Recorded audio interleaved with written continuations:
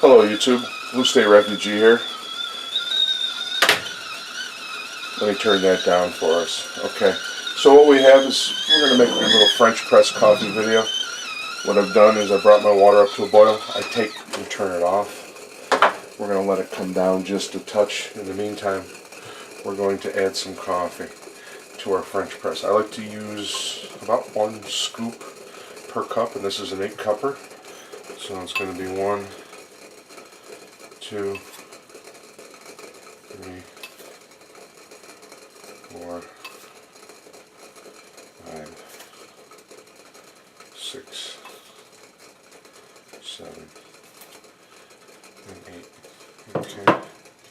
Fills it almost right to the bottom line, which is what I generally go for in the morning. I don't always measure it. This is some really coarse ground coffee that I ground up last night because I didn't want to get the grinder going this morning and wake everybody up. Now I really think the key to this process is the brew time, and we don't want to let this sit in there too long, the hot water, because what it'll do is it'll extract more of the bitterness out of the coffee. So I generally go with a 4-minute time. So we're going to add our coffee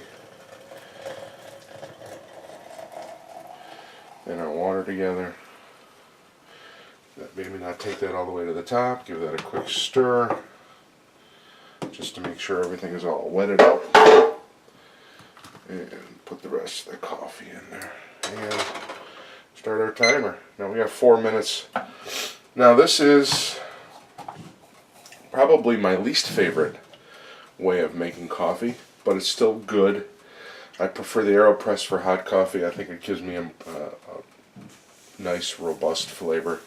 But this is good, especially if you've got 1 or 2 people over and they want to have coffee in the morning, or anytime, really. This allows you to make more than 1 cup, so you can sit and enjoy your guests.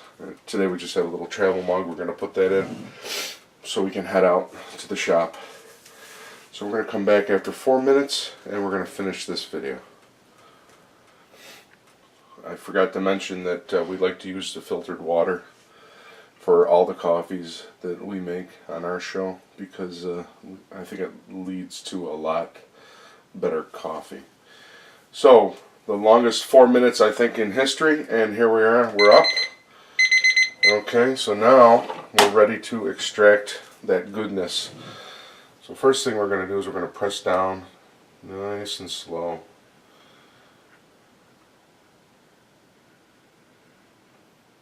And at that point we have some nice coffee.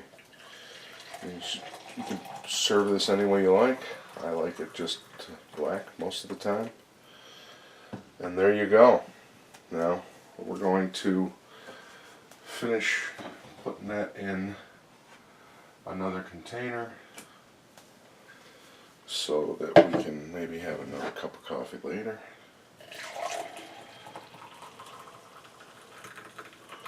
Now I'm going to share a trick that a friend of mine, his name is Casey, he's a power lifter.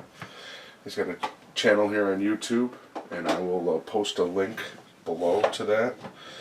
His content, I've looked at a couple of his videos and it looks like he's got some very interesting content.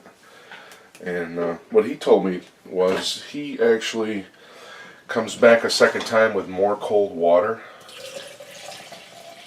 into the grounds that he's already used, and he actually does the cold brew method for this for later on in the day when you want a cup of coffee that's maybe not as highly caffeinated, but yet you still get that coffee taste, or as a base for a protein shake. I found that not only the vanilla protein powder, but the chocolate as well works real well in an iced coffee base, because sometimes we get sick of the same chocolate, vanilla, strawberry flavors. So if you've liked this video, please, or if you've enjoyed this video, please like, share, and subscribe. Remember, it's always important to think free and act free to be free. Long live the Republic.